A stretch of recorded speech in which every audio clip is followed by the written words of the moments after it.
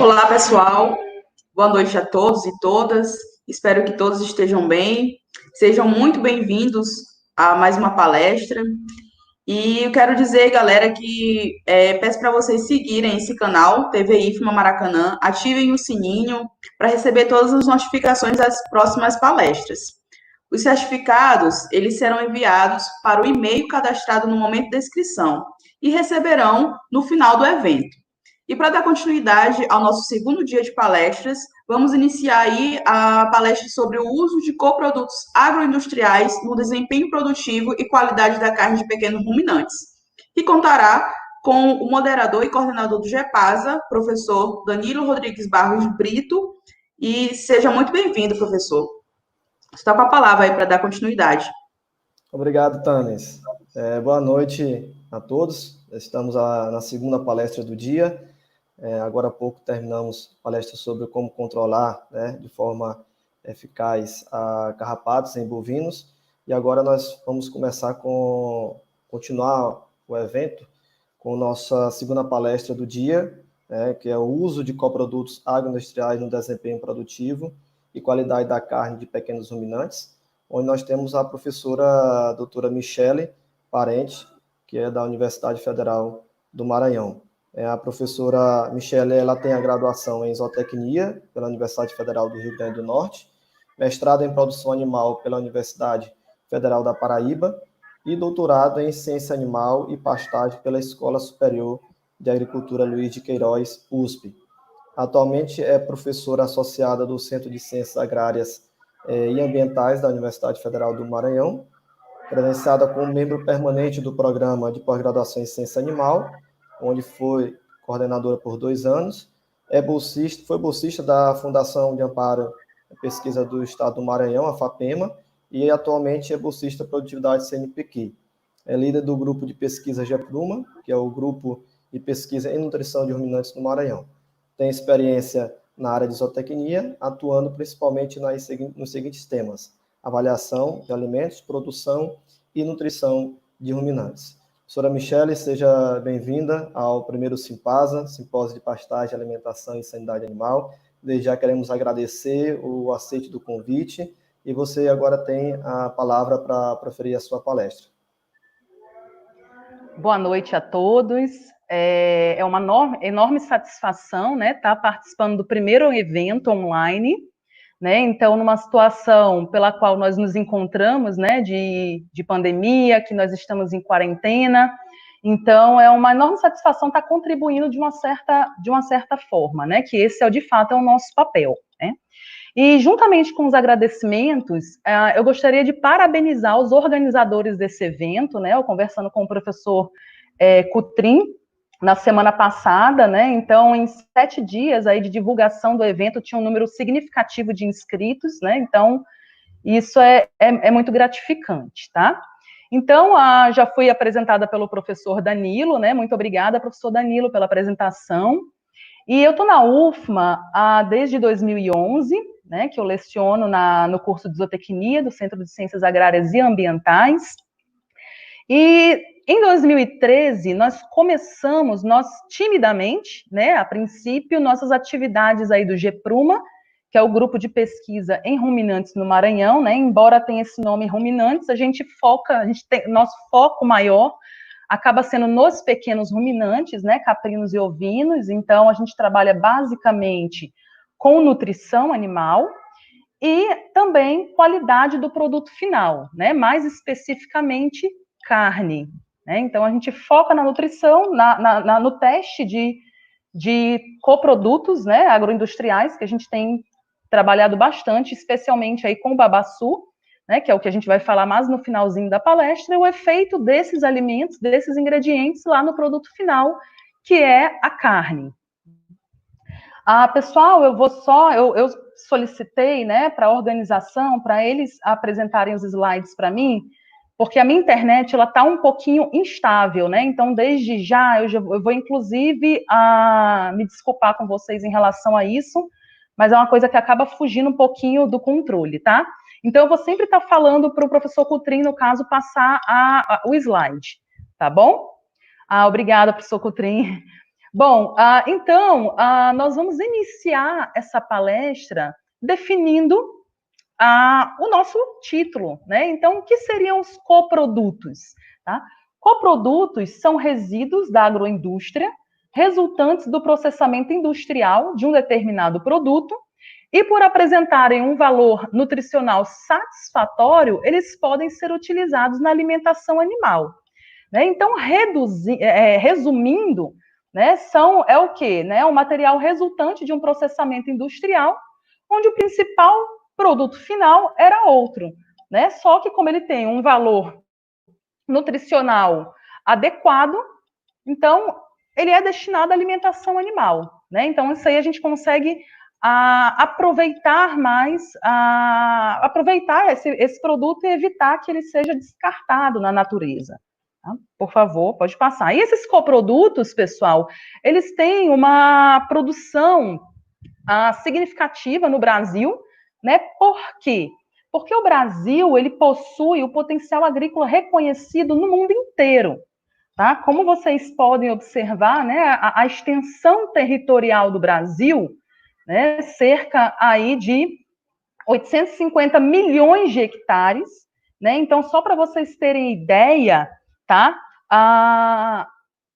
Só na extensão territorial do Brasil corresponde aí mais de 30 países europeus, né? Então, junto com essa extensão territorial, vem também uma potência em relação à produção agrícola, né? Só basta a gente parar para pensar, né, que o Brasil ele se destaca, né? Por exemplo, produção de soja, produção de milho, né? Então, atualmente, nós somos o segundo maior produtor de soja no mundo inteiro, ficando apenas atrás dos Estados Unidos, né? De acordo com o Departamento de Agricultura dos Estados Unidos, e nós somos aí o terceiro maior produtor de milho, ficando atrás apenas aí dos Estados Unidos e China.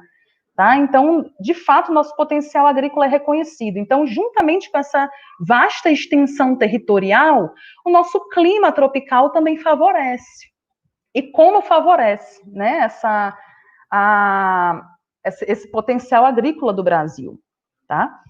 E a gente pensar, pessoal, que junto com essa vasta extensão territorial, né, nós temos as 5 regiões do Brasil, e temos também muitas particularidades, né, inclusive da produção de coprodutos, né? Então, assim, somente aí 45 minutos, 50 minutos não seriam necessários para a gente falar aí de todos os coprodutos disponíveis no nosso Brasil, né, que é enorme. Então, nós vamos nos deter aqui aos principais, tá bom? E quando a gente fala de coproduto, né, a gente lembra muito de biodiesel, né? Claro que nem todos que nós vamos falar aqui são oriundos do biodiesel, mas só para vocês entenderem um pouquinho, né? Uma boa parte dos coprodutos disponíveis são oriundos aí da produção do biodiesel. Então, basicamente, pessoal, o fluxograma, só para vocês entenderem um pouco, até de conseguirem diferenciar, porque muita gente ainda tem um confundimento, né, em relação a farelo, a torta. Então, a gente gosta sempre de passar esse fluxograma, né, dos nossos colegas da Embrapa. Né? Então, as oleaginosas, elas primeiro são colhidas, né, e a maioria delas, não todas, né, é feita aí o primeiro procedimento, a retirada da casca. Após a retirada da casca, né, essa oleaginosa, ela está pronta para ser extraído óleo. E esse óleo, ele pode ser extraído, né, por meio da prensagem, né? Então, quando esse óleo vai ser extraído por meio da prensagem, a gente vai originar o coproduto que é determinado de torta, que é denominado de torta, né? Como vocês estão vendo aí do lado esquerdo de vocês. Tá? Entretanto, quando essa retirada desse óleo, dessa oleaginosa, é feita por meio de solvente, vai ser gerado o coproduto denominado de farelo. Tá?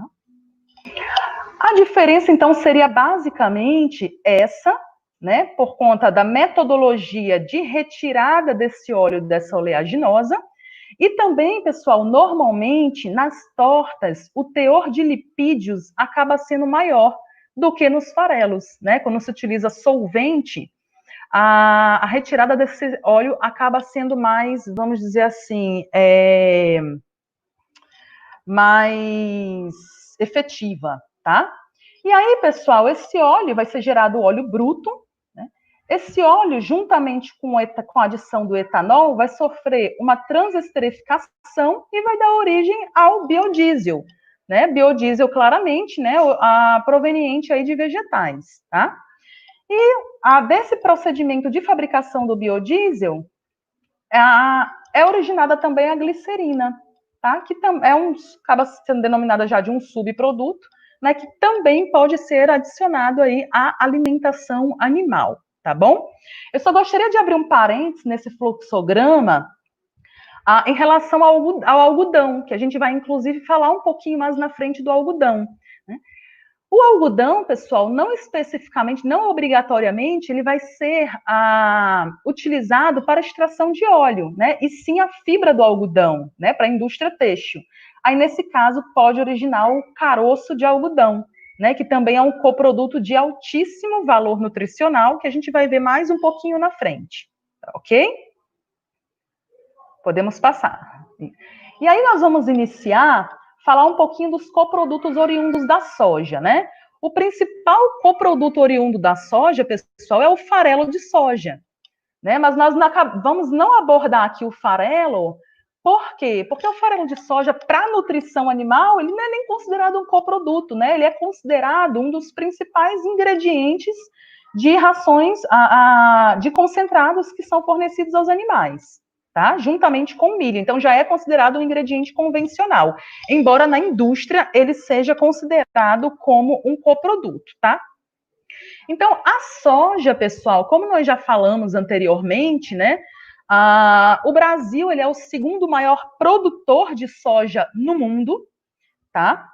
Então, nós produzimos, né, quase 1/3 da soja que é produzida em todo mundo. Então, só para vocês visualizarem nesse quadro, né? Então, os Estados Unidos, que é essa parcela.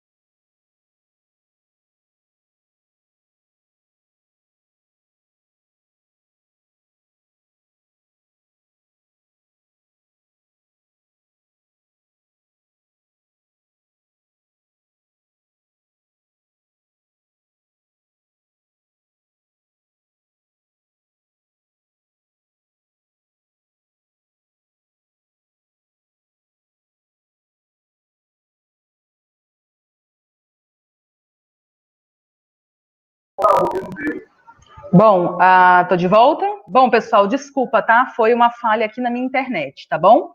Bom, então, voltando, vocês estão Pronto, ok, obrigada, Danilo.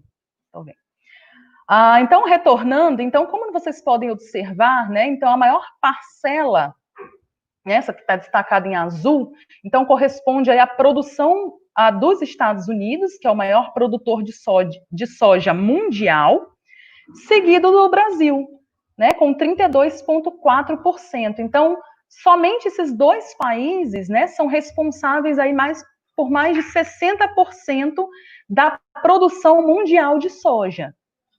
Então, imaginem também a quantidade de coprodutos que são gerados, né? Então, pode passar. Então, como eu falei, né, o principal coproduto é o farelo de soja, né, mas na nutrição animal ele já é um ingrediente consagrado e considerado um ingrediente convencional, né? Então, nós vamos falar aqui da casca de soja, tá? Que é um coproduto, né, oriundo da indústria esmagadora de soja, né? Então, basicamente, na extração do óleo, é composto aí por 3 fases, né? A primeira seria o preparo da soja, em seguida da extração do óleo e formulação do farelo de soja, né? Só que a casca de soja ela é obtida nessa primeira etapa, que seria o preparo da soja para a extração do óleo, tá? Só para vocês terem uma ideia, cada tonelada, né, de soja que vai ser destinada à extração do óleo vai gerar aí cerca de 183 quilos de óleo, 733 quilos de farelo, com 48%, e 50 quilos de casca, né? Então, a casquinha de soja ela tem um rendimento aí de 5%, né, da sua produção. Um dos grandes problemas, pessoal, é a sua baixa densidade, que causa ser um problema no transporte desse coproduto. Porque a gente sabe que qual é o intuito, né, da gente utilizar um coproduto agroindustrial na dieta dos animais? Bom, o maior intuito, o maior objetivo é a redução de custos, né? Então, a gente tem em mente, né, que hoje os consumidores, né, eles estão modernos, eles estão cada vez mais exigentes, né, em relação aos produtos, né? Então, a gente tem notado um crescimento, principalmente aí na região Nordeste, de consumo de carne ovina, e esse crescimento é principalmente nos grandes centros urbanos, né?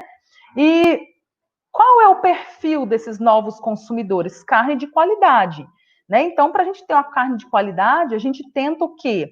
Abater, diminuir a idade ao abate desses animais e abater os animais mais jovens. E com isso, né, a prática do confinamento tem sido o quê? Cada dia tem sido mais utilizada. E, por outro lado, a gente sabe que o confinamento ele acaba onerando os custos de produção, né, no que diz respeito à alimentação. E a alimentação, ela pode atingir até 70% do custo de produção. Então, justamente, a utilização desses coprodutos agroindustriais, o objetivo é esse, a gente reduzir o custo de produção com alimentação. Então, imaginem vocês, e quando a gente fala em reduzir custo, no ato da aquisição desse coproduto, a gente precisa levar em consideração a questão do transporte, né? Então, aí passa a ser um problema a questão dessa baixa densidade da casca de soja, tá? Uma saída é a questão de peletização, né? Então, algumas indústrias vêm peletizando essa casca de soja, tá? E por conta do alto teor de fibra em detergente neutro na sua composição, tem sido aí um ingrediente muito interessante para ser utilizado na alimentação animal. Por favor, pode passar. Como vocês podem observar nessa tabela, né, a gente tem aí 3 autores, né, são 3 trabalhos, né, então é a composição química da casca de soja, né, citado nesses 2 trabalhos, né, o trabalho do Evandro Ferreira, né, o professor Evandro, lá de Piracicaba, da Exalc USP, da equipe da Bahia, né, que é do Bastos, e da equipe do Mato Grosso, né, o Fagton Negrão, foi orientado aí do professor Anderson Zanini, que é inclusive um parceiro nosso do GEPRUMA. Então, como vocês podem observar, pessoal, há uma variação, né, na questão do teor de proteína bruta da casca de soja, né, e uma pequena variação aí na fibra em detergente neutro, tá? No teor de fibra em detergente neutro. E essa variação da proteína, pessoal, pode ser devido a diversos fatores, tá? Como, por exemplo, a questão de solo, da própria tipo, da soja, da variedade da soja utilizada. Então, isso aí vai variar um pouquinho, tá? Mas como vocês podem observar, né, é um coproduto aí com elevado, o quê? Teor de fibra na dieta, o que passa a ser muito interessante. E a gente pensar, pode passar. E a casca de soja, ela começou a ser estudada inicialmente nos Estados Unidos, com o intuito que, pessoal, principalmente, né, na dieta de vacas em lactação, com o intuito que de reduzir um pouco o teor de carboidratos não fibrosos e evitar assim distúrbios metabólicos nesses animais, né? Então começou aí a utilizar, então embora a casca de soja ela seja um coproduto com alto teor de fibra, o intuito, né, dos primeiros trabalhos foi o quê? Substituir o milho na dieta, justamente para evitar, para reduzir, né, o conteúdo de carboidratos não fibrosos na dieta, reduzindo assim a possibilidade de distúrbios nutricionais, né? Então, esse primeiro trabalho aí, né, foi do professor Evandro, esse artigo foi da dissertação de mestrado dele, né? Nós somos colegas aí de doutorado. E o Evandro, ele detectou o quê? Né, que em dietas de alto grão, né, na dieta de cordeiros em confinamento, onde se trabalhou aí com 10% de feno e 90% de concentrado, então foi possível substituir até 45% do milho em grão nessa dieta. Então, sem efeitos negativos, né, tanto no desempenho desses animais quanto nas características de carcaça. Pode passar. Já a equipe lá da Bahia, né, eles já trabalharam com uma dieta com maior teor de volumoso, né, no caso 60% de silagem de capim-elefante, e eles conseguiram aí substituir totalmente o milho pela casca de soja, né? Quando essa casca de soja ela participava aí, contava, né, com a proporção era 20% na dieta. Né? Então, também, né, essa substituição total do milho pela casca de soja, então também não afetou nem o desempenho e nem as características de carcaça desses cordeiros em terminação. Pode passar. E aí a gente pode observar, pessoal, esse trabalho, esses autores, né, também a equipe da Bahia, eles utilizaram essa mesma dieta com 60% de volumoso, né, e eles detectaram somente uma pequena variação no teor de lipídios da carne. Né? Então, aí está em grama por quilo, então variou, pessoal, de 1% até 1,7%. Né? Então, quando incluiu aí 75% de substituição da casca de soja pelo milho. Então, foi o maior teor de lipídios, mas a diferença foi muito pouca, né? De 1,7% para 1,5%, quando utilizou a 100% de substituição, né? Quando a casca de soja, ela substituiu totalmente o milho. E como, pessoal, houve essa alteração no teor de lipídios da carne, consequentemente, há também efeito na umidade da carne, né? Porque imaginem vocês, a composição centesimal do músculo, a umidade e a gordura, elas são inversamente proporcionais, né? Então, no caso, a gente pode observar, né, nesse trabalho, né, que o teor de umidade, né, reduziu linearmente, tá? Pode passar. Em relação ao perfil de ácidos graxos, né, então, os trabalhos mais recentes, né, pessoal, então, tem avaliado muito esse perfil de ácidos graxos, que a gente sabe, né, quando a gente fala de qualidade de carne, né, não é só composição centesimal da carne, mas a gente analisa parâmetros muito mais profundos, né, como também composição física da carne, a composição em ácidos graxos, a análise sensorial da carne. Então, todas essas variáveis estão relacionadas intimamente com a questão de qualidade, né? Então, esse trabalho, né, que também utilizou a mesma dieta, né, de 60% de volumosos, avaliando até 100% de substituição da casca de soja pelo milho. Então, a gente consegue visualizar alguns efeitos em alguns ácidos graxos isolados, alguns pequenos efeitos. Inclusive, como vocês podem observar, nessa última parte que está destacada, né, o CLA. Né? Então, a gente pode observar, pessoal, que a inclusão, a substituição de 100% da casca de soja pelo milho aumentou linearmente a concentração, né, do C18,3N3, que é o ácido linolênico, que é um ácido ômega 3, e também do ácido linoleico conjugado. Esse CLA, ele é muito relacionado a questões benéficas na saúde humana. Ele é benéfico à saúde humana, né? Então, ele é desejável que realmente haja um aumento na sua concentração. Apesar dessas variações dos demais ácidos graxos isolados, pode passar.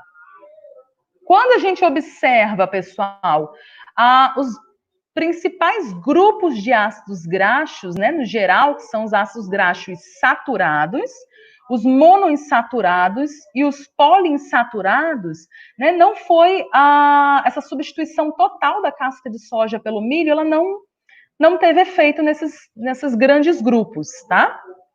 Entretanto, houve efeito, pessoal, no total de ácidos graxos ômega 3 e, portanto, houve aí uma redução, né, uma redução linear da relação entre ácido graxo ômega 6 e ômega 3, né, que no caso é super satisfatório, é um resultado muito satisfatório, tá? Porque quanto menor a relação entre ômega 6 e ômega 3, mais saudável é aquele produto. Né? Então, em termos de qualidade da carne, a gente já viu que 100% de substituição, né, da casca de soja pelo milho em dietas com 60% de volumoso, então não afetou o desempenho nem características de carcaça, e como a gente pode observar, ainda melhorou a questão do perfil de ácidos graxos. Tá? Deixa eu passar. Esse outro trabalho também é do Daniel Polizel, né, também da equipe lá da Exalc.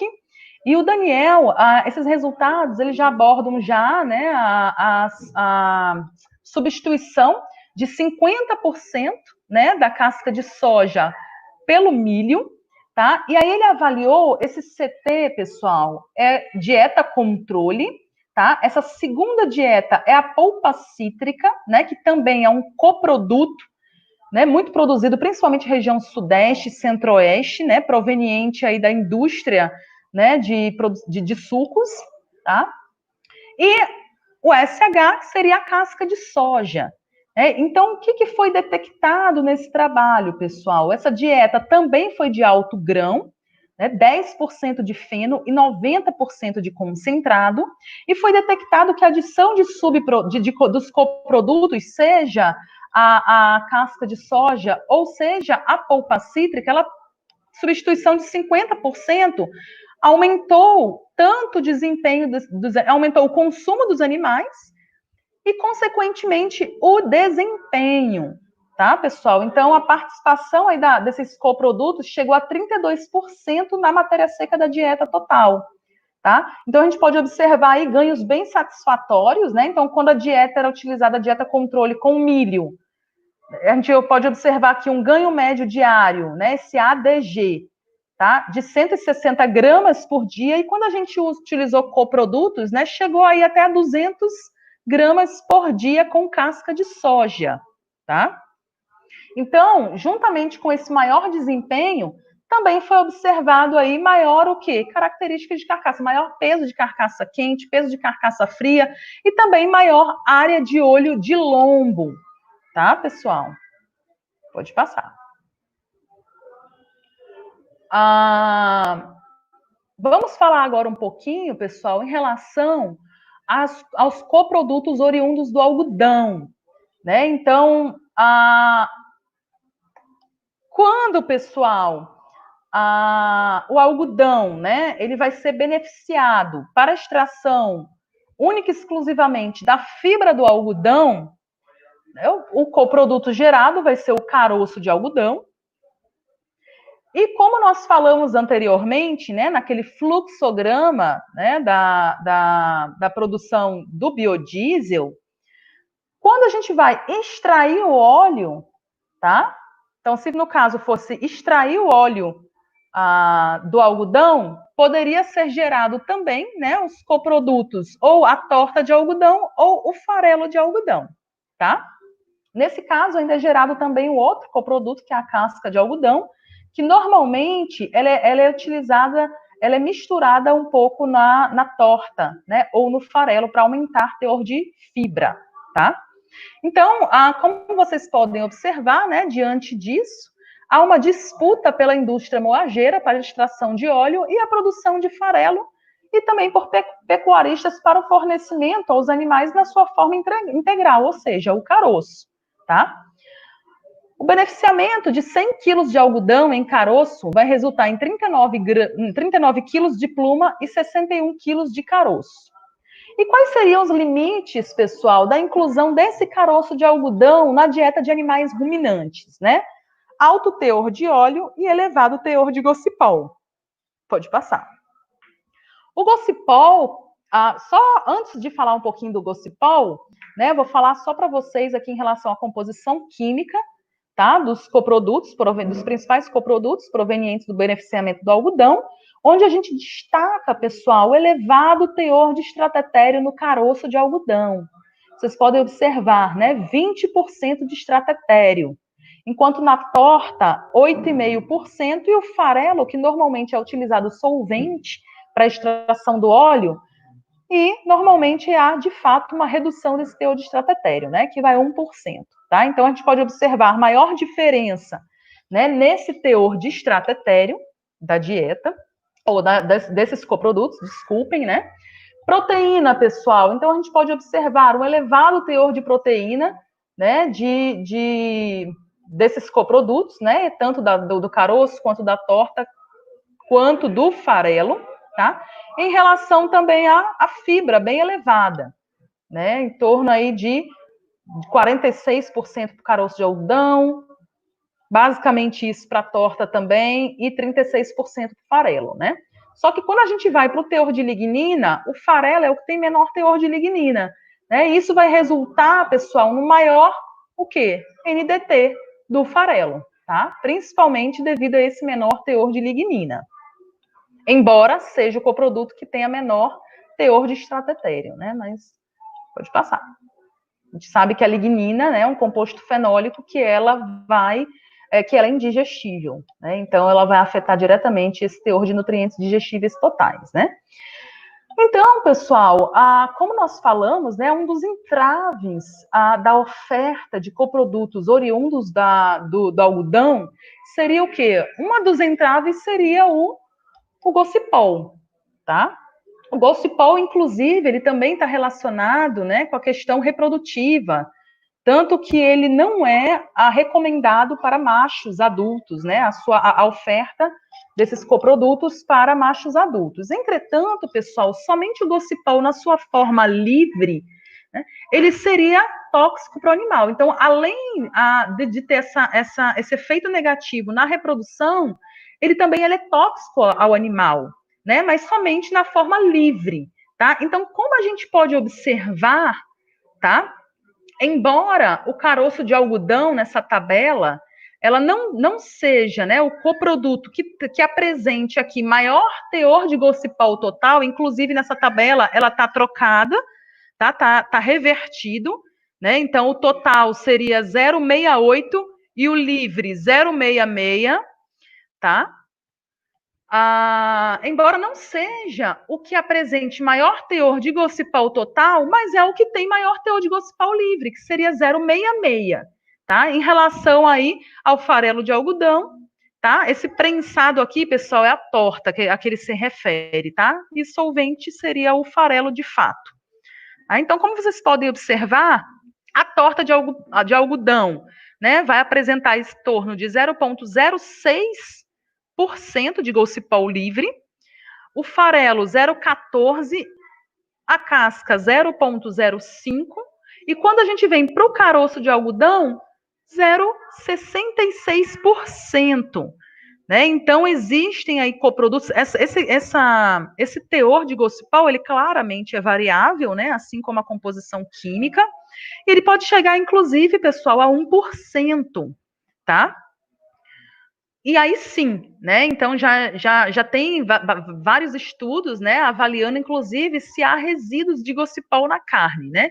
Então, por que esse gocipol ele é tóxico? Porque na corrente sanguínea ele vai se ligar ao livre, né? Ele vai se ligar ao oxigênio, tá? Então pode comprometer inclusive, né, diversos órgãos, tá? Então, somente na forma livre, né? E normalmente, pessoal, os sintomas, eles são observados também a partir de um determinado tempo, né, de ingestão desse elemento, né, do gospol, tá? Pode passar. Entretanto, pessoal, né, a equipe lá do Sena, da USP, eles avaliaram, né, então, resíduo de gospol na carne, né, quando os animais eles ingeriram aproximadamente aí 20%, né, de caroço de algodão, da torta ou do farelo, e não detectaram resíduo pela metodologia que foi utilizada. Né? Inclusive, eles afirmam que há necessidade, né, de maiores estudos, tá?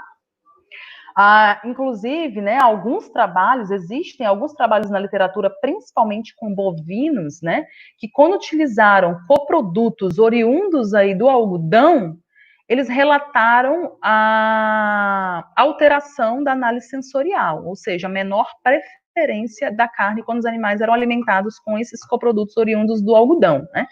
Aí já tem um trabalho mais recente, também publicado agora em 2019, né, já com proteoma, e eles também, né, a equipe do professor Helder Lovandini, lá do Sena, da USP, e eles detectaram, né, que a adição de até 39%, né, mas é já um teor bastante elevado, eles sim, né, alteraram o proteoma, alteraram o perfil da proteína da carne.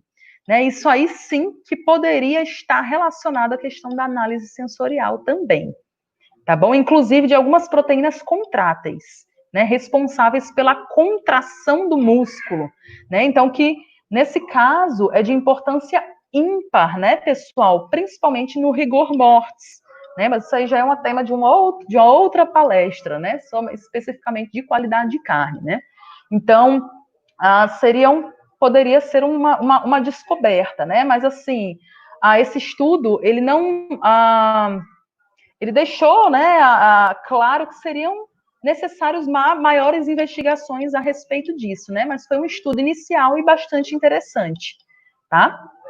Então, algumas recomendações que a gente encontra na literatura, claro que essas recomendações, pessoal, são recomendações específicas, tá? Em relação às dietas utilizadas, tá? Então, para caroço de algodão, normalmente a gente encontra aí, né, adição de 20% na dieta de ovinos, sem comprometer desempenho e nem características de carcaça e nem de qualidade de carne, né? Torta de algodão, né? Normalmente aí tem se utilizado um teor de 10 a 12% na dieta, né, de ovinos e de caprinos, né, sem comprometer desempenho nem características de carcaça também.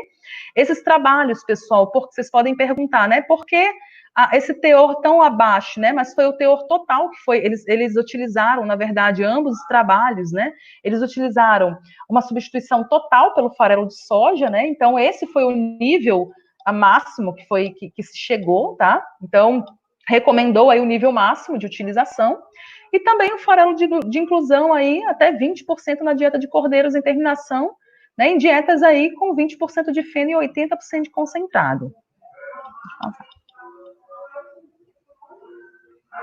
Bom, pessoal, agora nós vamos falar um pouquinho, né, sobre o babaçu, né, o que nós temos mais trabalhado aí na nossa região do Maranhão, né, a gente sabe que tem uma abundância na palmeira babaçu. Então, como eu já falei, né, pessoal, o babaçu é uma palmeira, tá? Muito abundante, principalmente na região meio norte. Eu, inclusive, vim conhecer o babaçu, né, depois que eu cheguei aqui no Maranhão. E da palmeira do babaçu, pessoal, a gente tem o coco babaçu, né, que é muito explorado na indústria, né? Então, para vocês terem uma ideia, tá, pessoal, o coco babaçu, ele é composto, né, por epicarpo, que é essa camadinha mais externa do coco do babaçu, né, com rendimento aí de 13%, tá? Então, o epicarpo, ele pode ter diversas finalidades na indústria, tá? Ele pode ser utilizado para xaxim, para artesanato, tá? Até mesmo como fertilizante. Aí a gente tem essa camada um pouquinho mais clara, né, que é o mesocarpo do babaçu, que corresponde a 20% do coco babaçu. E o mesocarpo do babaçu, o mesocarpo a gente consegue o quê? Extrair na indústria a farinha do mesocarpo do babaçu, também muito conhecida como farinha amilácea do babaçu, né? Então, na literatura, a gente encontra que essa farinha amilácea do babaçu pode conter até 60% de amido, né? Então, o que torna um ingrediente muito atrativo na alimentação animal, tá? O grande problema, pessoal, é a contaminação na indústria, né, pelo epicarpo e pelo endocarpo, como a gente vai ver um pouquinho mais na frente, tá? Que aí acaba aumentando muito o teor de... Pode voltar. E a gente acaba aumentando muito o teor de fibra, tá? Em seguida, pessoal, a gente tem aí o endocarpo, tá? 60% também, né, do coco babaçu, então a maior parte, né, é composta aí pelo endocarpo, muito também utilizado na indústria, tá? E por fim as amêndoas, né, da onde é extraído aí o azeite ou o óleo do babaçu, e o óleo do babaçu, né, ou o óleo. Cerca aí de 7% do coco babaçu é composto aí pelas amêndoas, tá? Que inclusive, pessoal, o óleo de babaçu, essa amêndoa, né, vai gerar um óleo com uma composição muito peculiar, tá? Que inclusive é muito rica em ácido láurico. Então, a composição do óleo de babaçu é muito similar à composição do óleo de coco, tá? Nós, inclusive, nem coloquei os dados aqui, né? Porque foge um pouquinho, né? Do assunto de coprodutos, mas nós fizemos um experimento já com óleo de babaçu e tivemos resultados fantásticos, tá? Fantásticos mesmo em relação a desempenho, a características de carcaça. Nós, inclusive, conseguimos já publicar esse ano de 2020 esse artigo no Meat Science, né, que é um periódico super conceituado na nossa área de zootecnia e recursos pesqueiros, né?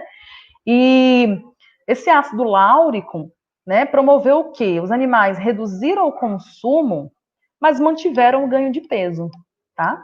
Em relação à qualidade da carne, reduziu o teor de gordura da carne e aumentou um pouquinho o teor de ácidos graxos poliinsaturados, né? Mas aumentou também ácidos graxos trans, né? Por quê? Porque o ácido láurico, ele é um ácido graxo de cadeia média, né? E a gente supõe que houve um estresse no ambiente ruminal, né? Então, apesar dele não ser insaturado, né, e não promover biohidrogenação ruminal,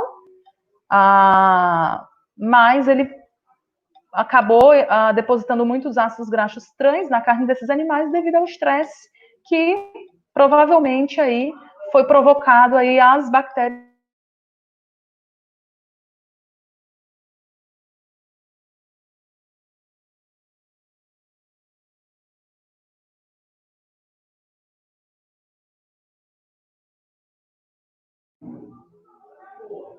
Oi, voltei. Então, eu não coloquei aqui os dados, né, porque não se trata, né, de coprodutos, mas só para adiantar um pouquinho, que a gente vai falar mais lá para o final da borra de babaçu, que é o que a gente está trabalhando agora, né?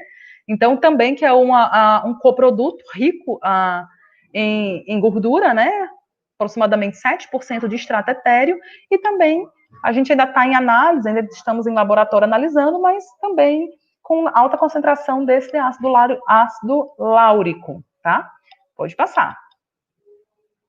Então, pessoal, só para a gente ter uma ideia, né, de onde está o conglomerado, né, brasileiro, aí, tanto de produção de babaçu quanto de buriti também, né, que é justamente aí na nossa região do meio norte. Passar. E aí, em relação à farinha, né, quando a gente começou a trabalhar com a farinha do mesocarpo, a gente começou a chamá-la, né, de farinha amilácea de babaçu.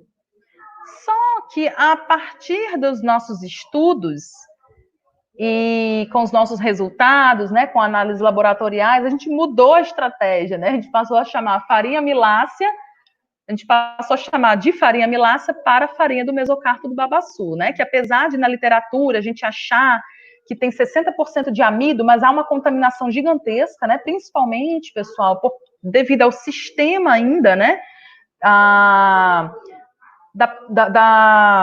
do aproveitamento, né, do beneficiamento do coco do babaçu, ainda grande parte ainda ser artesanal, né? Então há uma grande contaminação aí com o endocarpo e epicarpo. Então aumenta muito o teor de fibra desse ingrediente, tá? Então, de acordo com as Florestas Brasileiras S.A., que é uma indústria, né, localizada aí entre os municípios de Chapadinha e São Luís, né? Então, as farinhas do mesocarpo são fornecidas em sacos de 30 quilos, né? Então, elas variam de acordo com a sua granulometria. Então, a gente tem a farinha do mesocarpo premium, granulometria inferior a 150 micrômetros. Então, normalmente, é uma farinha que vai ser destinada ao consumo humano, né? A gente tem muito hábito no estado do Maranhão, né? Na região também norte, da gente utilizar essa farinha do mesocarpo para a fabricação de bolos, de tortas, tá? De pão. E temos também a farinha tipo 1 e tipo 2, né? A tipo 1 com granulometria entre 150 e 180 micrômetros e a tipo 2 com entre 180 e 240 micrômetros, tá? Nós já estudamos, avaliamos as duas, que é o que nós vamos falar. Então, a farinha do mesocarpo do babaçu, então é um ingrediente, né, que ele é rico, não deixa de ser rico em energia, é muito rico em fibra e rico em amido também. Pode passar. Essa foto, pessoal, foi que eu já tirei no supermercado, né, então não considere muito a qualidade, tá, da foto, mas só coloquei aqui como eles são vendidos no supermercado, como é que a gente acha, né? Em saquinhos, essa aqui é a farinha do mesocarpo premium, tá? Comercializadas aí em saquinhos de 300 gramas, tá? Que a gente já encontra facilmente aí no mercado. Pode passar. Então, pessoal, esse foi o nosso primeiro estudo, tá? Com a farinha do mesocarpo do babaçu. O nosso projeto, que teve como coordenador o professor Henrique, né? E nós originou aí 2 dissertações de mestrado do Osman e do Paul. E nós utilizamos dietas com 30%, tá? De volumoso. Vocês podem observar só aqui, pessoal, vocês podem observar aí Santos e Geraldo Neto, né? Então nós utilizamos aí o experimento, nosso último experimento com caprinos, né? Utilizamos a farinha do mesocarpo tipo 1 e com ovinos a farinha do mesocarpo tipo 2. Então a gente pode observar, né, em relação à composição química desses coprodutos. Então a gente pode observar aí que tem baixo teor de proteína e elevado teor de fibra, né? O que eu queria chamar a atenção, pessoal, é somente o teor de FDA da farinha do mesocarpo do tipo 2, né? Porque isso vai ter uma importância nos nossos resultados que nós encontramos, tá? Então, de 52% de fibra de FDN, 45% era fibra em detergente ácido, né? Que está incluso, inclusive, a lignina, né? Então, achamos aí um teor bem elevado de lignina de 15%. Pode passar. Bom, pessoal, qual seria aí o impacto? Pode passar. O impacto da farinha do mesocarpo do babaçu na dieta desses animais. E quais seriam as limitações? Pode passar. Então, pessoal, uma das principais, não, seria a limitação, seria considerado a limitação, sim, né? A questão da lignina, tá? E tem também, a gente conseguiu também, pessoal, analisar na farinha do mesocarpo tipo 2, a concentração de taninos, né? A gente sabe que taninos também, né, age como um fator antinutricional na dieta de animais ruminantes, tá? Só que, pessoal, pelo nível de inclusão que nós utilizamos, o tanino não seria nenhum fator, não representaria nenhum fator limitante, tá? Mas e sim a questão da lignina, tá? Então, esse sim, né, o experimento do Paul, né, são os dados aí publicados do Paul, né, com ovinos. Então, nós avaliamos aí dietas de cordeiros em terminação com 30% de volumoso e 70% de concentrado, né, onde nós incluímos, né, a farinha do mesocarpo do babaçu até o nível de 30%, tá? Então, o que nós detectamos, tá, pessoal? Que houve uma redução do consumo de matéria seca e do consumo, consequentemente, do consumo de nutrientes, tá? Com essa adição aí de até 30% da farinha do mesocarpo de babaçu na dieta de cordeiros em terminação. Pode passar. Consequentemente, pessoal, aqui nós fizemos, né, são medidas de ultrassom, tá? E, consequentemente, são medidas de ultrassom aqui, né, a questão da área de olho de lombo e da espessura de gordura, tá? E o que a gente consegue observar, pessoal? Que, consequentemente, como houve uma redução, né, no consumo de nutrientes, houve uma redução também no ganho médio diário desses animais, né? Então, com o menor ganho médio diário, né? Então, houve uma redução, né, linear desse ganho médio diário, tá? E o nível ótimo se manteve aqui, pessoal. Ó, como vocês podem observar, quando os animais recebiam 10% de farinha do mesocarpo de babaçu na dieta, eles apresentaram aqui um ganho de peso satisfatório, tá? Entretanto, não houve diferença aqui para as medidas de ultrassom, né, de área de olho de lombo e de espessura de gordura. Pode passar.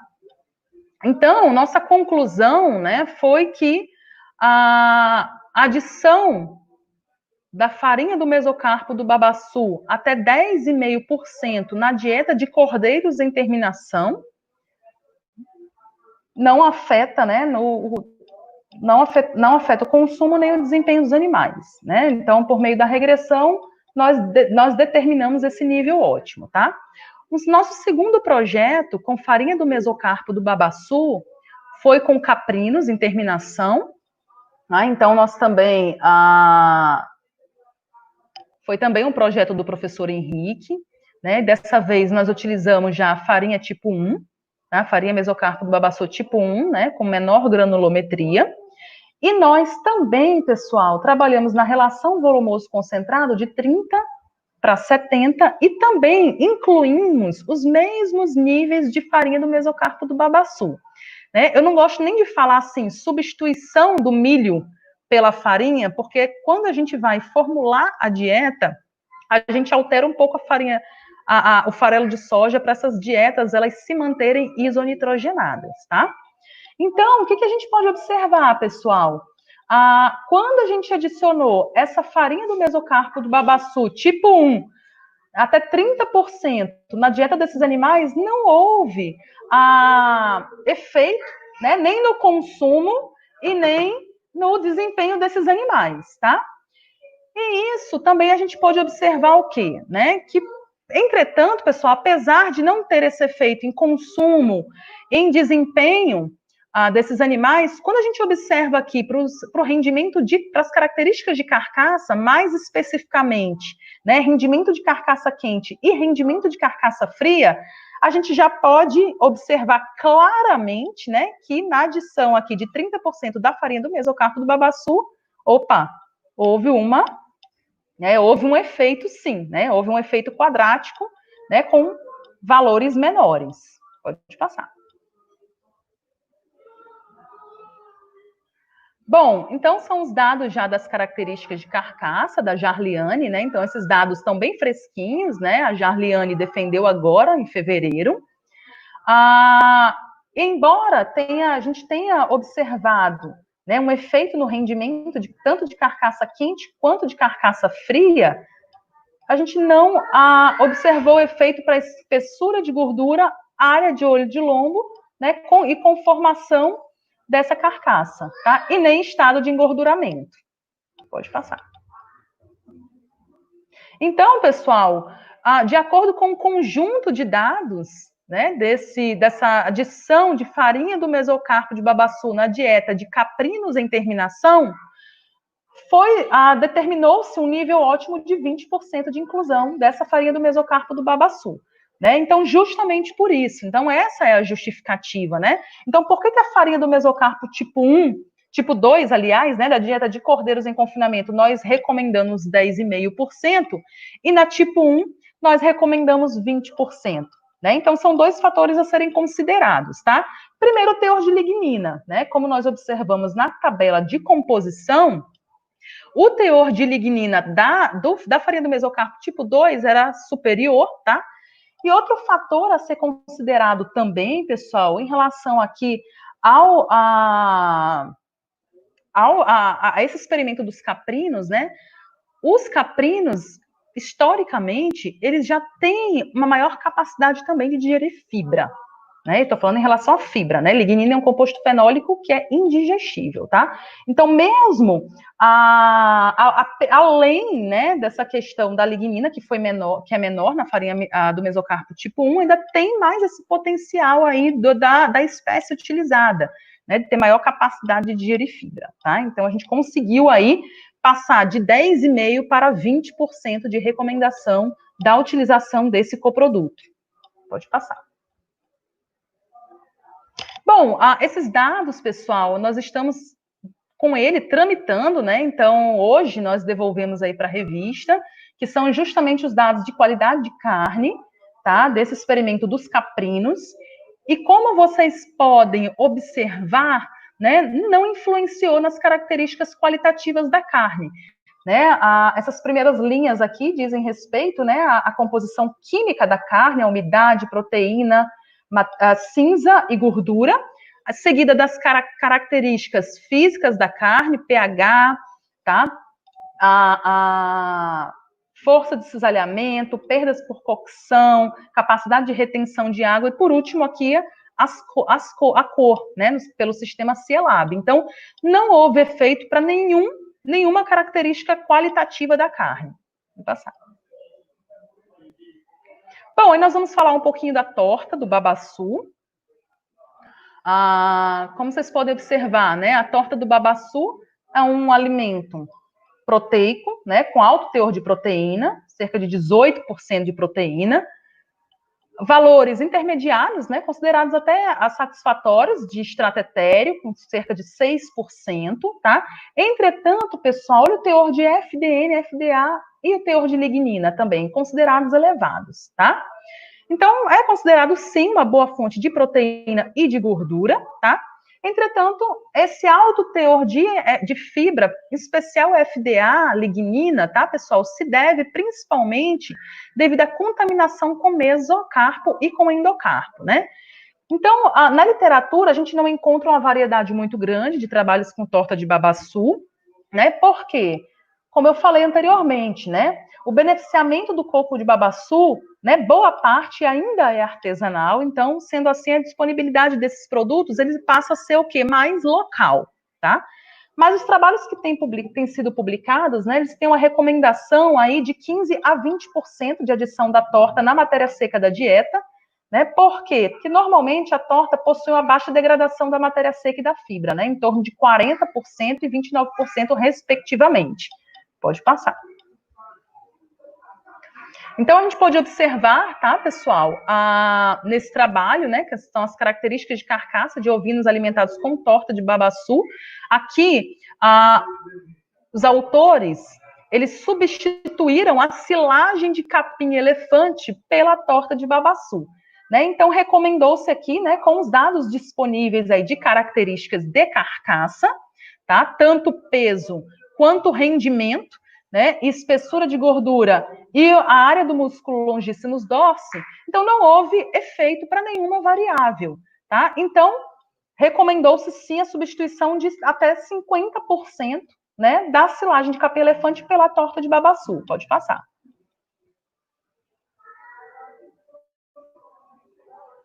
Bom, pessoal, o último coproduto do babaçu que eu vou comentar é a borra do babaçu. Né? A borra do babaçu, ela é oriunda, né? Ele vai ser um coproduto originário aí da extração do azeite de babaçu, né? Cujas etapas seriam a coleta do coco, a quebra do coco babaçu, a seleção das amêndoas, seguida aí por uma torrefação, trituração, cozimento, separação, evaporação e envase, né? Então, para se obter o azeite de babaçu, é um procedimento mais complexo para se obter o óleo de babaçu, né? Que é um procedimento mais simples, somente trituração, cozimento e prensagem, tá? Então, a borra de babaçu é justamente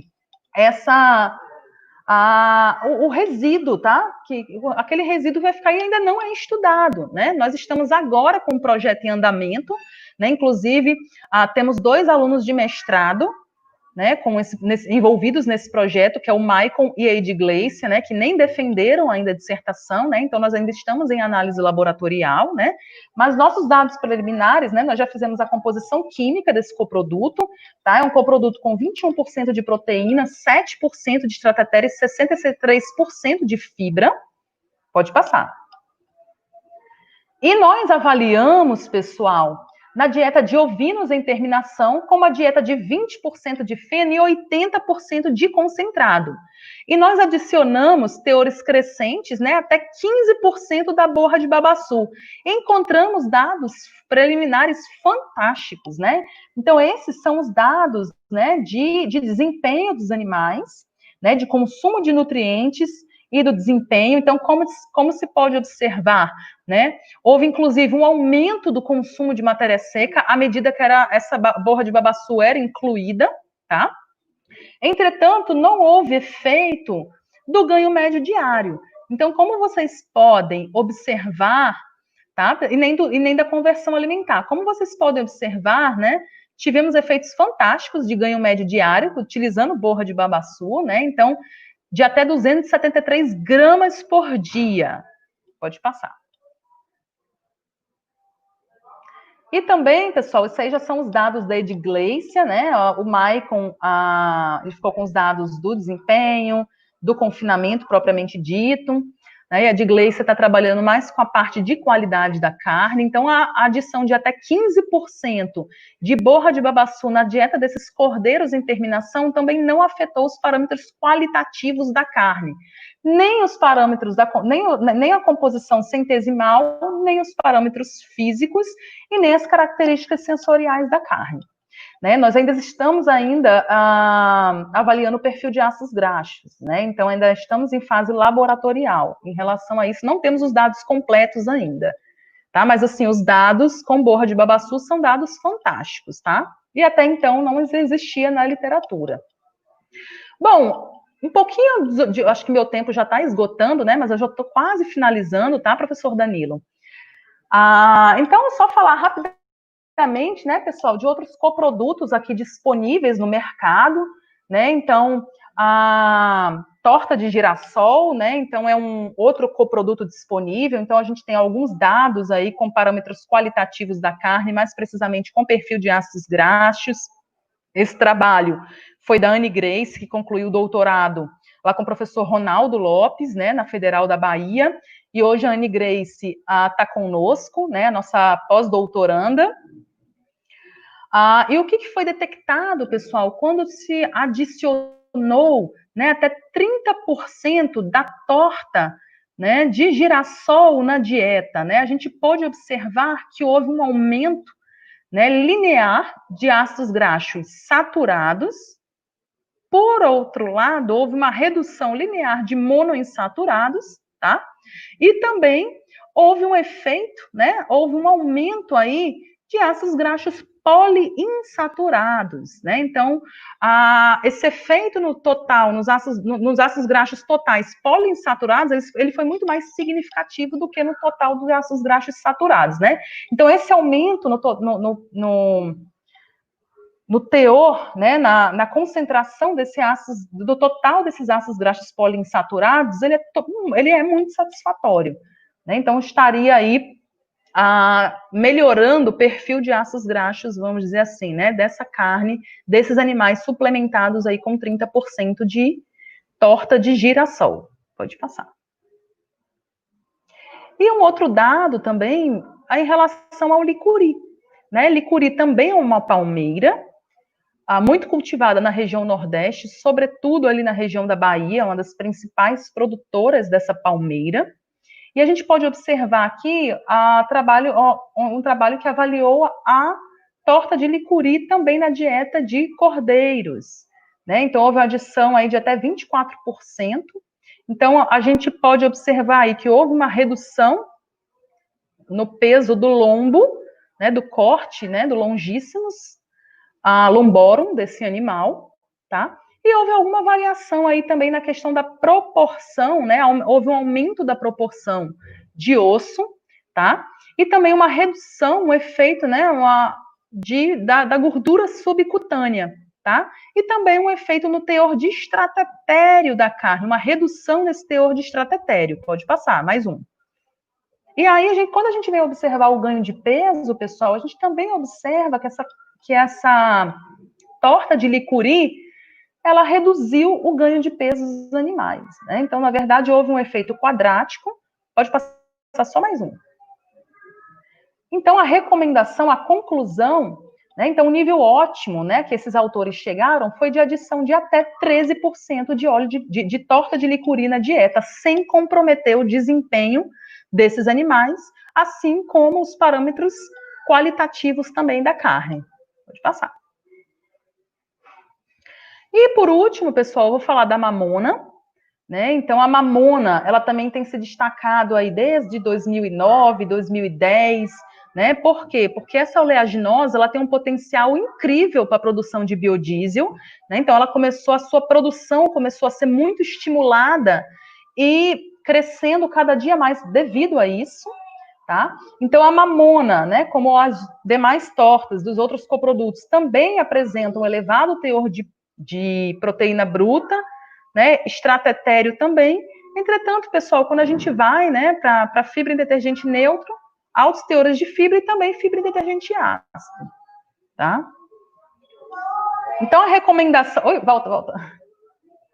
Então a recomendação, né, foi de que até essa torta de mamona, ela pode ser adicionada em níveis de até 67% de substituição ao farelo de soja, né, nas dietas, ou seja, né, representando aí quase 11% na matéria seca total da dieta de ovinos em terminação, onde se tem relação volumoso concentrado de 50/50, sem comprometer aí as características de carcaça, tá?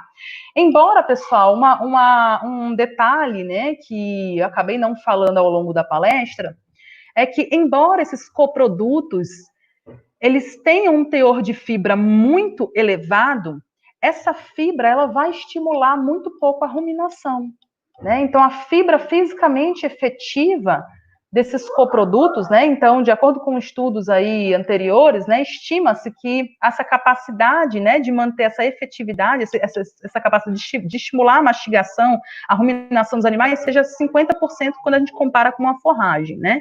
Então, embora tenha teor elevados de fibra em detergente neutro, a gente tem que ter um pouco de cuidado na adição em relação a essa questão de estímulo da ruminação dos animais. Pode passar. Então, pessoal, para concluir, né, então a utilização de coprodutos na dieta de pequenos ruminantes pode sim ser considerada uma alternativa viável na dieta frente à atual oscilação do preço dos grãos, né? Então, para análise de viabilidade econômica, alguns fatores também devem ser levados em consideração, né? Então, não é somente a gente pegar, não, esse coproduto, ele é bem mais barato que o milho, então eu vou comprar e vou substituir, vou fazer uma troca pelo milho, ou por qualquer outro ingrediente, ou pela soja, ou o que for. Tá? Então, não é bem assim. A gente tem que olhar a relação custo. Outros fatores devem levar em consideração. Primeiro, um exemplo que eu dei da casca de soja, a questão do transporte, né? Outra coisa, a questão do custo. Quando eu falo custo de produção, quanto é que a inclusão desse produto está refletindo lá no ganho de peso dos meus animais?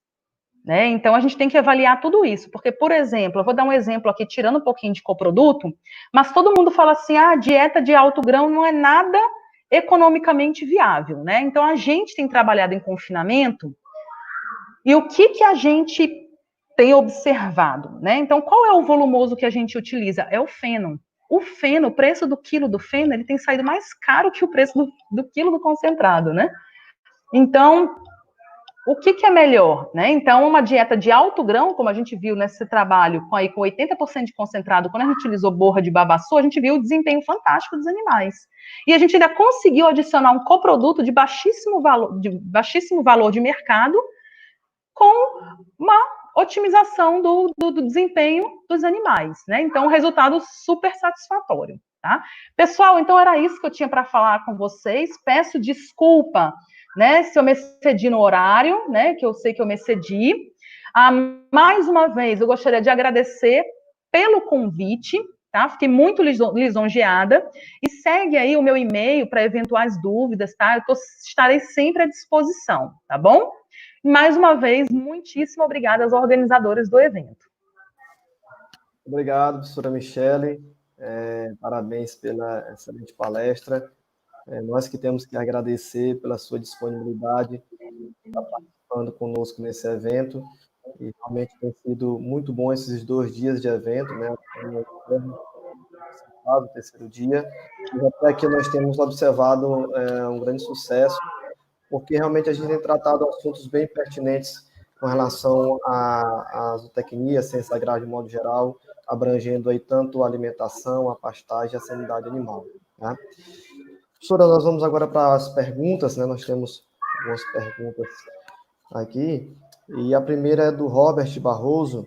Ele pergunta o seguinte: aqui na região do Médio Mearim, Pedreira, Maranhão, no estado do Maranhão, tem a torta de babaçu. Existe diferença em dar a mesma para os animais seca ou molhada? Se existe diferença da seca ou molhada, né? Isso. Não, para termos de desempenho, pode ser em relação à questão de aceitabilidade dos animais. Né? Então, primeiro teria que ver essa questão da aceitabilidade dos animais, né? Mas para desempenho, acredito, se não interferir no consumo, no caso, tanto faz, né? A questão, acredito eu, que a molhada reduziria um pouco o consumo, né? E isso aí poderia refletir no ganho de peso. Tá? Okay. Então, isso aí teria que só avaliar em relação a isso, né? Porque você estaria aumentando a quantidade de água, né? Então, o animal, consequentemente, reduziria um pouco o consumo. Okay. Agora, sim, a gente não tem resultados disponíveis em relação a isso. Certo. Nós temos também uma pergunta aqui do Joaquim Costa. Ele indaga: a inclusão de ingredientes com alto teor de fibra em dietas para animais é interessante em que situações?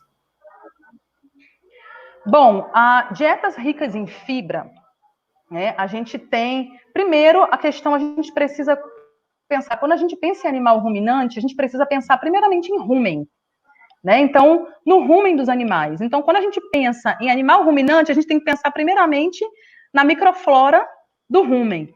E a questão das dietas ricas em fibra, né, elas são favoráveis, porque normalmente as dietas ricas em fibra, elas vão estimular o quê? A questão da mastigação, produção de saliva, né, e a questão também de produção de ácidos graxos de cadeia curta lá no rumen. Porque quando a gente oferta uma dieta rica em amido, ou seja, rica em concentrado, né, a degradação desse concentrado ela é muito rápida. Né? Então, o que acontece? As bactérias ruminais, elas se multiplicam numa velocidade também muito elevada, e isso faz com que o pH do rumen seja o quê? Drasticamente reduzido, o que pode causar acidose ruminal. Então, quando a gente faz ao contrário, quando a gente eleva o teor de fibra na dieta de animais ruminantes, a gente está proporcionando indiretamente um melhor ambiente ruminal. Né? Por quê? Porque essa fibra ela vai ser degradada de maneira mais lenta, né, do que o carboidrato não fibroso. Né? Então, a gente consegue manter o pH ruminal em níveis satisfatórios, né, para as bactérias ruminais. Né? Quando a gente fala de animal ruminante, a gente tem que pensar única e exclusivamente na microflora ruminal. Inclusive, a nutrição de ruminantes, por isso que a gente fala que ruminante é uma caixa preta, né? Porque a gente tem que pensar na questão da exigência da bactéria ruminal, né? Das bactérias, né? E, consequentemente, que isso vai afetar diretamente a questão dos ruminantes. Verdade. A Raquel Olimpo pergunta: quanto à substituição do milho pela casca de soja, a consideração de energia da dieta continuou a mesma? Variou muito pouquinho, foi muito pouco. Às vezes não continua a mesma, porque como é que é calculada a energia, né? A energia, ela leva em conta, né, a digestibilidade de cada nutriente, tá? Então, mas nessas dietas, né, nesses trabalhos que eu mostrei para vocês, variou muito pouquinho, tanto que não houve efeito no desempenho animal, tá? Então, isso aí é um reflexo dessa variação quase nula da questão da energia, porque a casca de soja, apesar dela ter uma quantidade de fibra muito elevada, não é como a gente imaginar na questão da forragem. Né? Então, a digestibilidade dela é bem maior do que uma fibra proveniente da forragem. Tá? Então, o micro-organismo tem acesso a essa fibra da casca de soja mais facilmente, né? E a digestibilidade dela, consequentemente, é bem maior, tá? Mas, claro, que se a gente comparar com o milho, vai alterar um pouquinho a concentração energética da dieta, mas não alterou ao ponto de comprometer o desempenho desses animais, né? Nem as características de carcaça, como vocês puderam observar. Ok. Antônio Neto lhe pergunta: existem fatores limitantes para a utilização da casca de soja na dieta? Se tiver, quais as limitações da utilização da casca de soja para os ruminantes?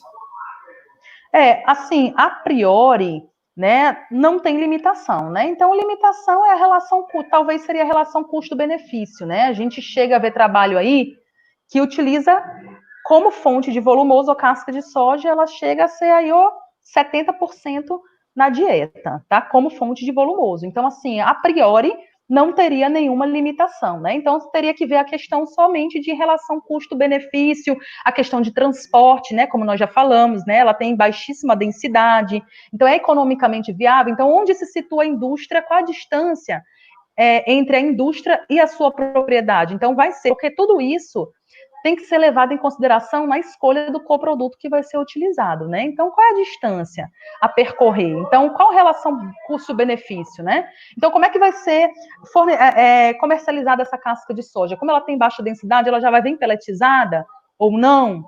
Né? Então, se não for, eu acho que essa questão de transporte talvez vá pesar um pouquinho mais. Okay.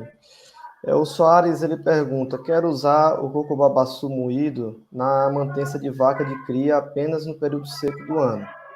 Minha propriedade está localizada em uma região que tem muito coco babaçu. Qual dieta você indicaria com o coco babaçu na mantença das vacas? É difícil, assim, porque essa questão, assim, de dicas de dieta, né, não é uma receita de bolo.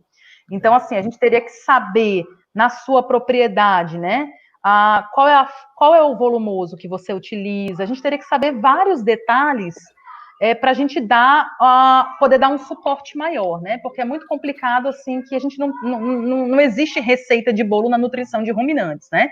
Então, vai depender da sua situação e como é que você quer usar esse coco babaçu, né? Como é que você quer usar? Você quer usar que parte do coco de babaçu? É ele integral, moído? Né? Então, são vários fatores a serem considerados, tá? Então, assim, é complicado a gente pegar e eu simplesmente lhe recomendar uma dieta fechadinha, específica. A gente não tem como fazer isso na nutrição de ruminantes.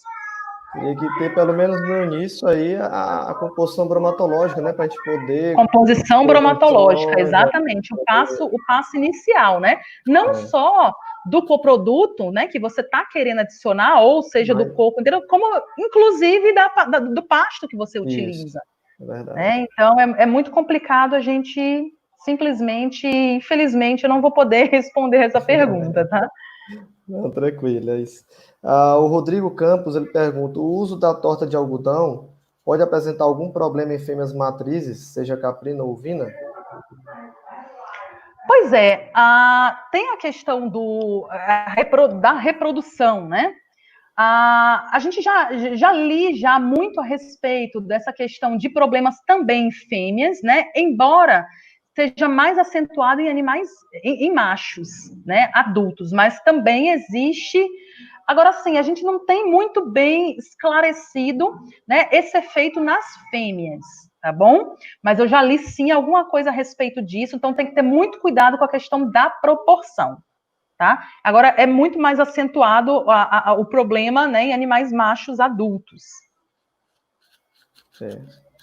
Aí a questão, uma coisa também, a questão da torta, a utilização da torta, do caroço, né? O que tem que ter cuidado também com o teor de adição é a questão do teor de estratatério, né? Porque a gente vê que são coprodutos que têm altíssimo teor de estratatério. Então, isso aí pode elevar também a questão do estratatério total da dieta, né? Então, outro problema, além da questão de reprodução, pode ser a questão nutricional também, né? Um teor de estratatério acima do preconizado, que seria 7% na dieta, né? Acima disso, começa a reduzir digestibilidade de fibra, uma série de fatores, né?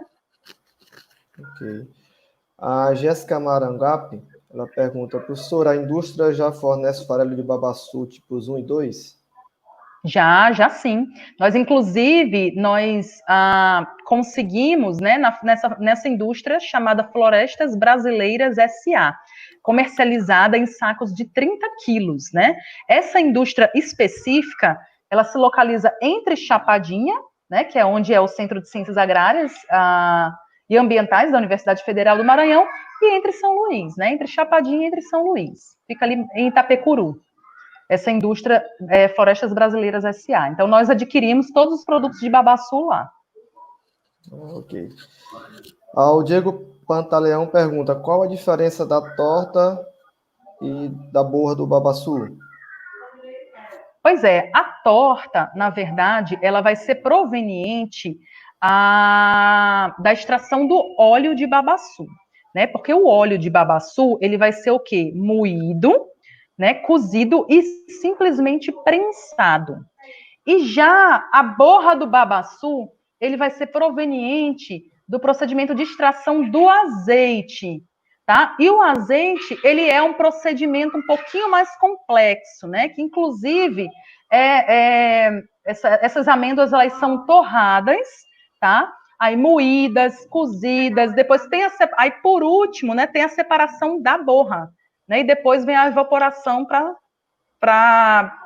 a extração do azeite, né? Então a borra é esse resíduo aí que vai ficar, né? Então a borra vai ser o resíduo que vai ser torrado, além de cozido, como vai ser o óleo, ela também vai ser torrado antes de ser cozido, né? Então a borra é o resíduo da extração do azeite de babaçu e a torta do óleo de babaçu quando há a prensagem.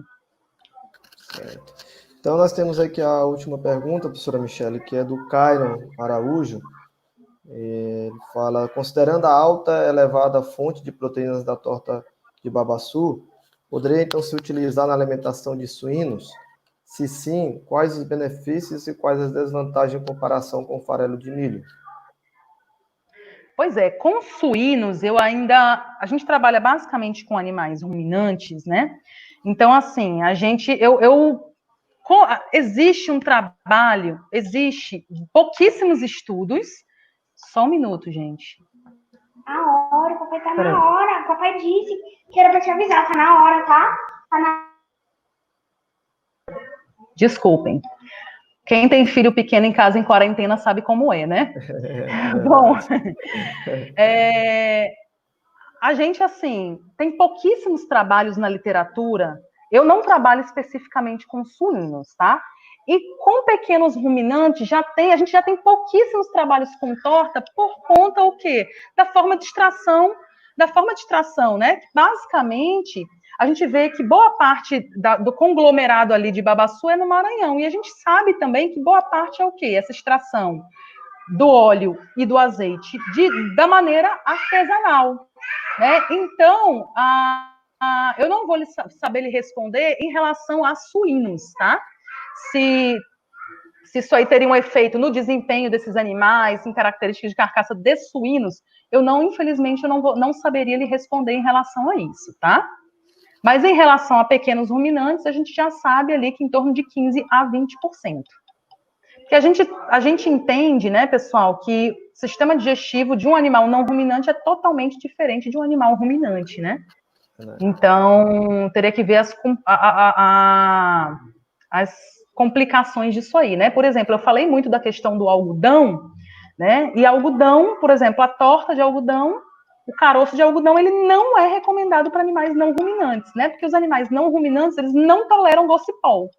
Né, os animais ruminantes, eles conseguem tolerar um pouquinho, mas os não ruminantes, eles não toleram, tá? E aí precisa se fazer mais estudos, inclusive, para ver se existe algum fator antinutricional específico para animal não ruminante, né? Eu acabei preocupada com a questão da internet da hora e também não falei, mas um exemplo é a torta de mamona.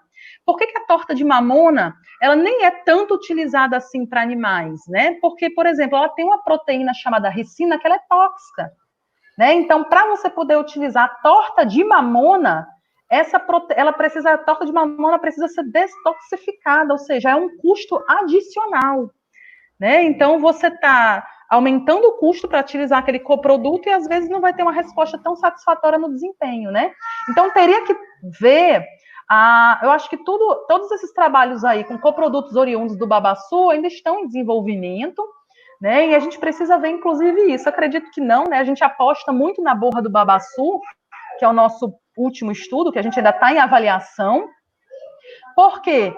Porque é um coproduto rico em proteína e rico em gordura que vai ter grande participação do ácido láurico, né? O ácido láurico, ele é de fácil digestão no organismo, né? Então, ele é o ácido graxo de cadeia média que quase não vai ser estocado no organismo, ele vai ser metabolizado imediatamente quando chega no organismo. Então, assim, ele vai estar disponibilizando mais energia, né? Então, a gente acaba apostando um pouquinho no babaçu por conta disso, né? E a torta, ela também, como ela é um coproduto que vai ser oriundo aí da prensagem, né? Para obter o óleo de babaçu, então vai ter uma concentração de óleo de gordura significante também. Então, rico também em ácido láurico. Então, acredito eu, tá? Isso é apenas uma opinião minha, tá? Que a gente, sim, claro que tem que respeitar a questão da proporção na dieta, mas acredito eu, né, que vai ter uma resposta satisfatória, né? Mas, assim, eu não ainda vi estudos com suínos, tá? Então, é apenas uma opinião particular minha. Ok. Doutora Michele, mais uma vez, obrigado aí pela sua disponibilidade, por estar conosco no nosso evento, tá? E a gente, então, encerra mais uma palestra de hoje, né? E continuaremos amanhã, né? É o último dia. Acho que a Tami já está chegando aí para passar as informações. Sim. Mas muito obrigado aí a todos os nossos, né, ouvintes, as pessoas que estão nos assistindo. Muito bom esse dia, muito produtivo, né? E a Tamis fica agora com as últimas informações aí para vocês. Abraço. Obrigada. Abraço, professor. Obrigada aí, professora Michele Parente, pela brilhante palestra, né, de hoje. E acabou por hoje, mas amanhã tem mais. Às 4 horas, teremos a nossa primeira palestra falando sobre controle das doenças infecciosas e parasitárias em pequenos ruminantes, com o professor Dr. Daniel Chaves. E às 18 horas, teremos Acesso Nutri, monitoramento e intervenção nutricional na propriedade por meio da tecnologia NIR. Então, fique atento, se inscreva no canal, será com o professor Marco Bonfim, da Embrapa Caprinos e Ovinos. Se inscreva no canal, ative o sininho para receber as notificações e espero que todo mundo esteja gostando do nosso evento, ele foi pensado com muito carinho para vocês. Até logo e se cuidem. Até amanhã.